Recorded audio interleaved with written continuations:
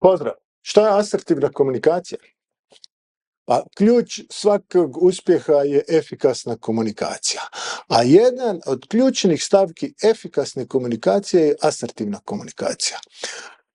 Sposobnost da jasno izrazite svoje mišljenje, uvažavajući tuđe, i da si zauzmete za sebe i svoje stavove na profesionalan način je vrijedna i korisna vještina. I zato vas ja pozivam da dođete na našu radionicu iz asertivne komunikacije koju vodi naša dugogodišnja predavačica gospođa Davorka Tolić. Na radionici asertivna komunikacija ćete jasno naučiti kako postaviti granice i kazati ne ili da i da pritome nemate osjećaja krivice. Tu ćete naučiti kako jasno i koncizno prenijeti svoje ideje tako da vas ona druga strana razumije i uvažava. Tu ćete isto tako naučiti kako se nositi i kako se suočiti s problematičnim sugovornicima i u problematičnim situacijama.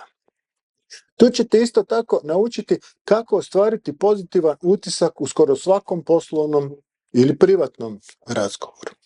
Potražite na našim stranicama asertivnu komunikaciju, odaberite datum, prijavite se, vidimo se. Pozdrav!